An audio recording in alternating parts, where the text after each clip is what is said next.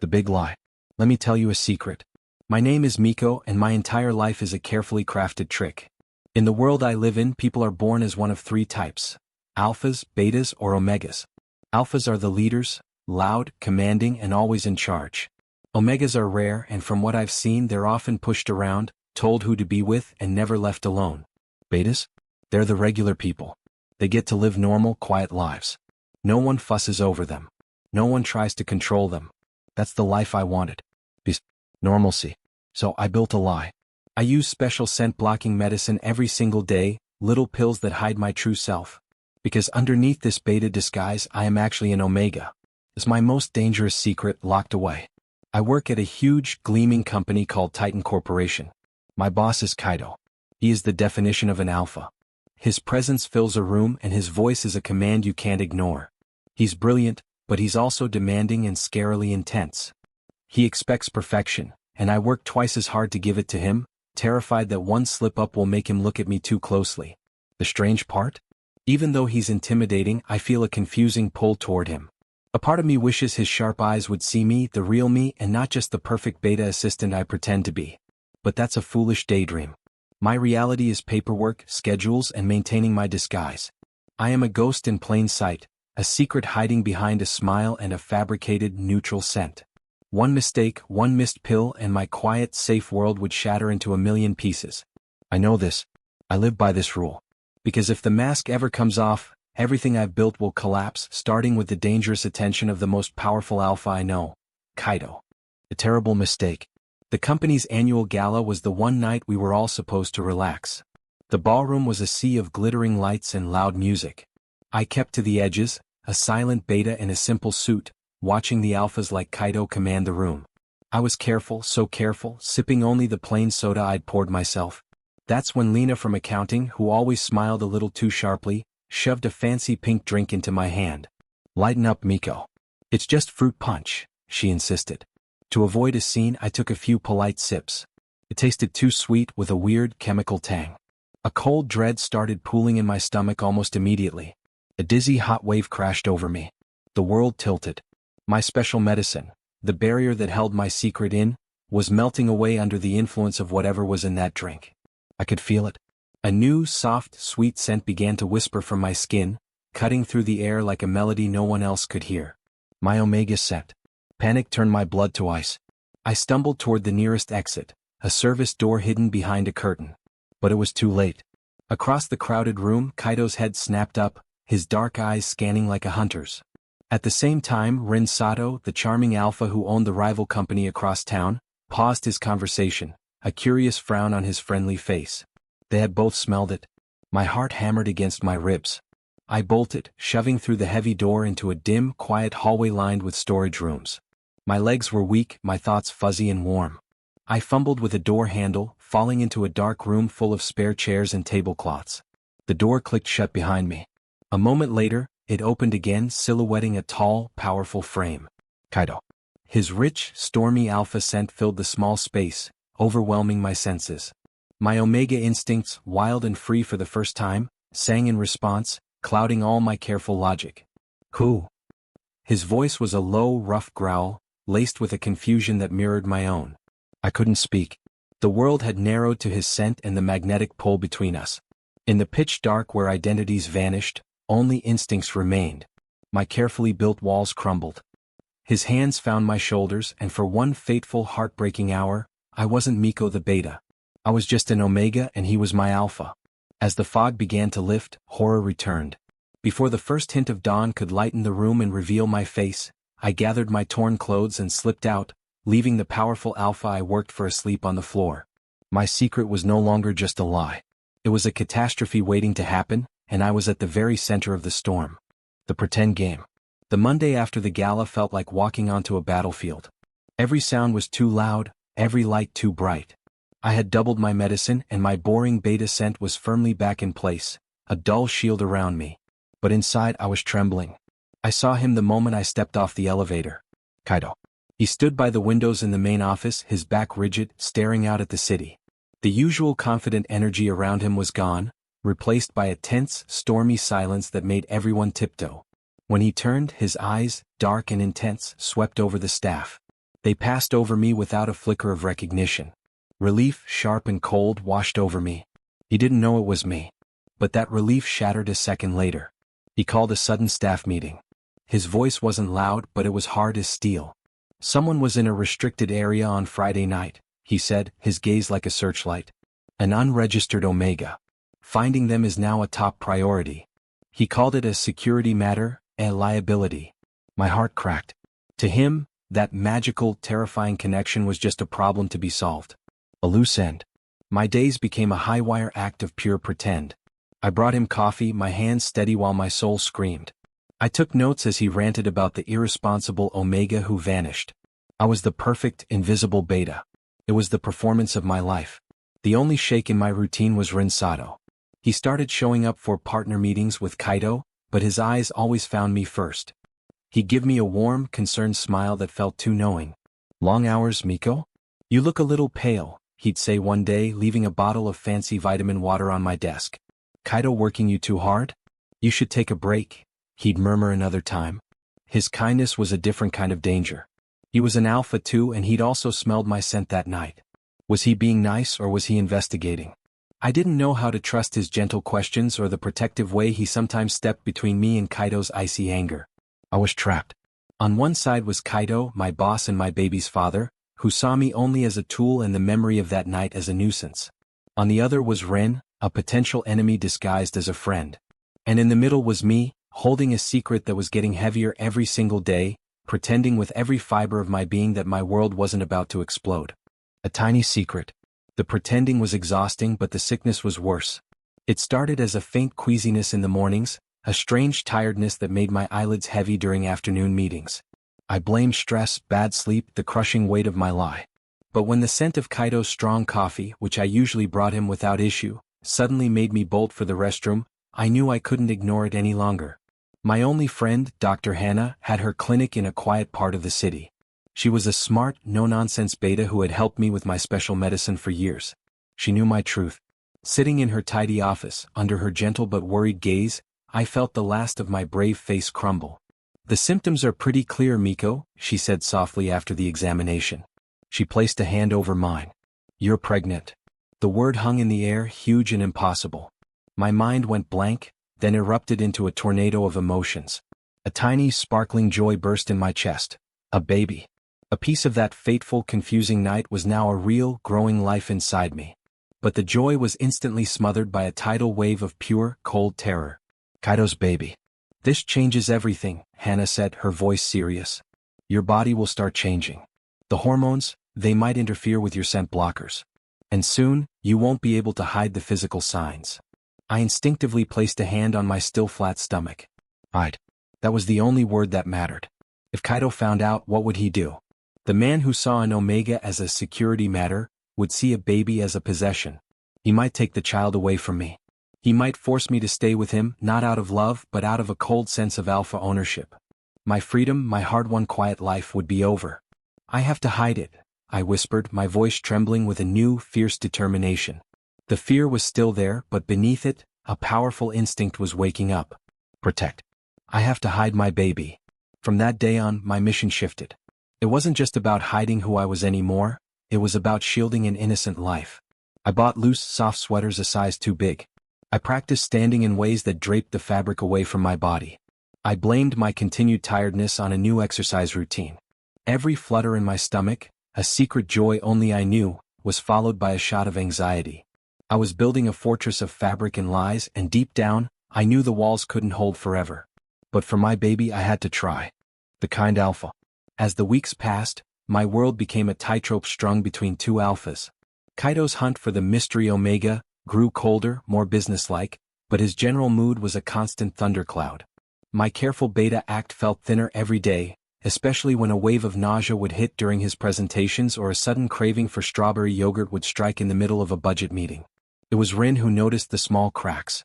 His visits to our office seemed more frequent, and his attention shifted from Kaito to me. One afternoon, after Kaito had snapped at me over a tiny filing error, I retreated to the empty break room, pressing a cool hand to my forehead. Rin appeared in the doorway, not with more questions but with a small paper bag. "I was at that new organic deli," he said, his voice a warm contrast to Kaito's icy tone. He placed the bag on the table. They had these ginger candies. My sister said they're magic for an upset stomach. He gave me a look that was knowing but not threatening. He didn't say I know, but the kindness felt like a soft blanket, not a trap. The gestures didn't stop. A single serving packet of plain crackers left on my keyboard. A quiet, "You've been on your feet all day, Miko. Why don't you take that report and sit in the comfy chair by the window?" He never mentioned the baby, never mentioned Omega, but his actions spoke a language of care I desperately needed to hear. One rainy evening, as I was struggling to hail a cab with an armful of files, his sleek car pulled up. "Get in," he said, leaning over to open the passenger door. "It's monsoon season out here." The car was warm and quiet. As we drove, the silence felt comfortable. Then he spoke, his eyes on the road. "You know, Miko," he began, his voice thoughtful. "Most people in this world see only two things: dynamics and power. Alpha, beta, omega. Who's strongest?" He glanced at me, a soft smile on his face. "But I see you. I see how hard you work. How kind you are to everyone even when you're clearly tired. I'm drawn to that. Not to Ascent, but to you." His words created a deep, confusing ache in my chest.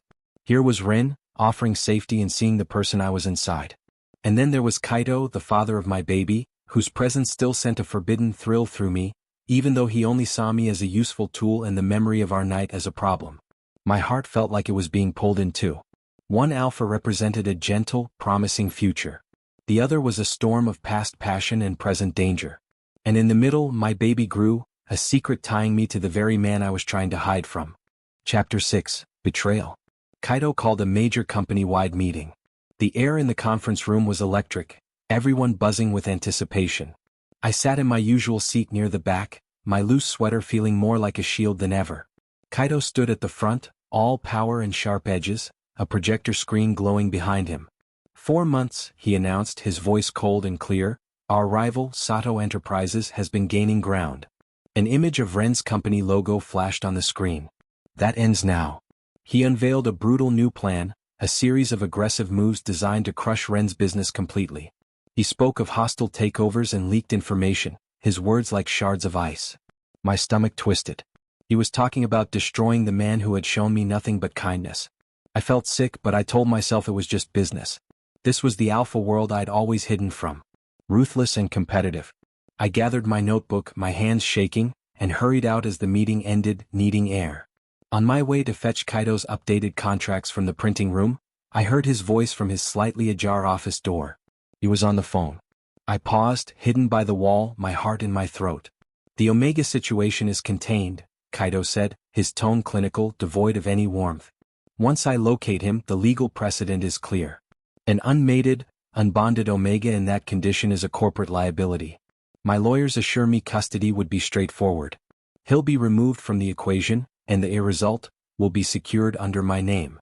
It's a simple matter of control and asset management." The world seemed to tilt. The floor dropped out from under me. The result: my baby. My precious, secret baby was just an asset to be secured. Our night together, the confused feelings I still fought, the life growing inside me, all of it was reduced to a cold business problem. A liability to be controlled. This was the ultimate betrayal. Any faint hope that he might have cared, that his search was driven by something other than cold possession, died instantly. Hot tears burned my eyes, but a fiercer, colder emotion rose to meet them, a solid, steely rage. He didn't want me. He didn't want our child out of love. He wanted ownership. Control. I clutched my stomach, a new resolve hardening in my heart. No. He would not get what he wanted. This wasn't just about hiding anymore. This was war. And for the first time I knew what I had to do. I would make him pay. This was no longer just about survival. It was about revenge. Plans for revenge. The betrayal carved a hollow, angry space inside me, but it didn't make me weak. It made me sharp. My fear for my baby melted, reforged into a protective armor of pure will. Kaito wanted a business war? Fine. He would get one, but not in the way he expected. My first act of revenge was silent and invisible. As Kaito's most trusted beta assistant, I saw everything. His schedules, his weak points, his strategies for crushing Ren. Now I became a ghost in the system. During late nights at the office, when my nausea was bad and the world was quiet, I worked. I would accidentally misfile a key document, causing a minor delay. I'd forward a confusing, outdated email chain that wasted his team's time. Small, untraceable acts of sabotage that chipped away at his perfect machine. My real mission, however, was Ren. I reached out to him not as a frightened Omega, but as an ally. Kaito's plan for the merger hinges on the land deal in the North District. I told him during a secret meeting in a quiet park, my voice low and steady. The environmental survey he has is flawed. If you commission a new one, you can delay the project for months. I handed him a sealed envelope with copied notes. Ren looked at me, his warm eyes full of surprise and deep concern. Miko, this is dangerous. If he finds out. He won't, I said, my hand resting gently on my hidden bump. He only sees betas as background. He'll never suspect me. This wasn't just about helping Ren win. It was about using my position, the very invisibility Kaito gave me, to tear his plans apart from the inside. With every piece of information I passed, every small obstruction I created, I felt a piece of my broken heart healing. I was no longer a victim hiding in the dark. I was a strategist, a protector. The love I had for my baby was my fuel, transforming my pain into power. I started making my own plans, far from Kaito and his world. Dr. Hannah helped me research quiet towns, places where a single parent could disappear. I saved every bit of money I could. The act of planning my escape was its own kind of medicine. I was taking back control of my story, stitch by careful stitch. The goal was no longer just to hide, but to vanish completely, leaving Kaito with nothing but the ruin of his own cruel plans and the mystery of the Omega he could never control. The accident and the secret is out. My plan was working. Kaito was growing more frustrated by the day as his strategies mysteriously hit roadblocks, and Ren's company began to stabilize. My escape fund was growing, and my hope was a fragile, bright thing I guarded fiercely. But my body was changing faster than my plans. The annual Titan Corp charity luncheon was a mandatory event. The room was packed with important people, the air thick with chatter and competing alpha scents. I wore my biggest, softest black sweater, but it felt tighter than ever. I was carefully balancing a tray of empty glasses, my focus entirely on moving through the crowd without drawing attention when it happened. Lena from accounting, the one who'd given me the spike punch, was showing off, stepping backwards with a dramatic laugh. Her elbow slammed hard into my side. A gasp tore from my lips. The tray clattered to the floor, shattering glass everywhere. The world tilted as I lost my balance, my arms flying out instinctively to protect my center. I braced for a painful impact with the hard floor. It never came. Strong, steady arms caught me from behind, pulling me gently upright against a firm chest. The scent of cedar and sunshine, Ren's scent, enveloped me. "I've got you, Miko," he murmured, his voice a tense anchor in the sudden silence. But the silence was absolute. Every conversation had stopped. The accidental tug from Lena and the force of my stumble had yanked my sweater up in the front, exposing the soft, rounded curve of my stomach for a single horrifying second before the fabric fell back down. 100 eyes were locked on me.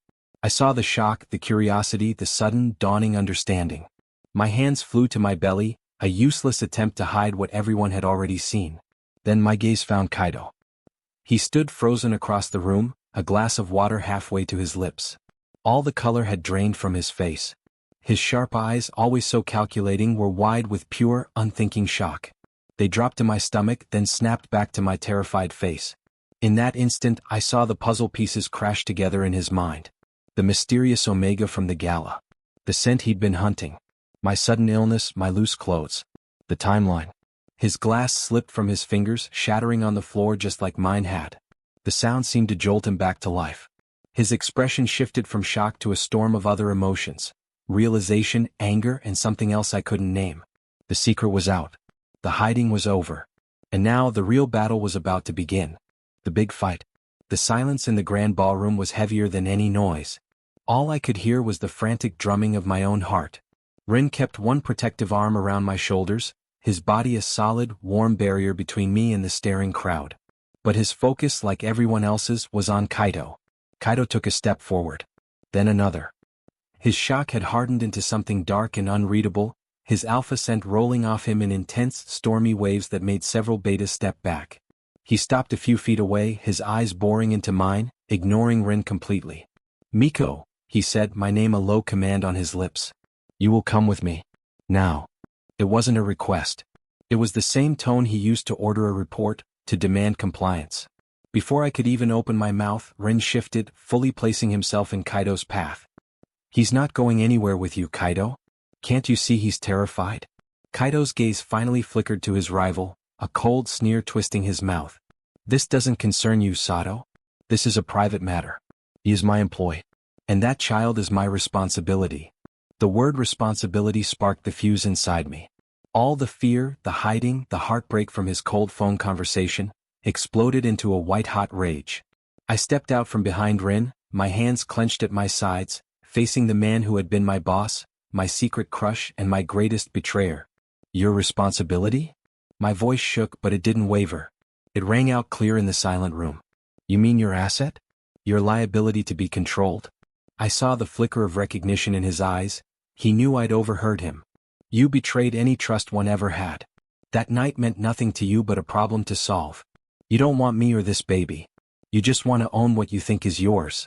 Tears streamed down my face, but they were tears of fury, not weakness. I hid from you to protect my child from this. From your coldness. Your need to control everything. I won't let you. I will not be your prize. I turned to Rin, whose face was filled with a fierce pride. I looked back at Kaito, at his stunned, ashen face.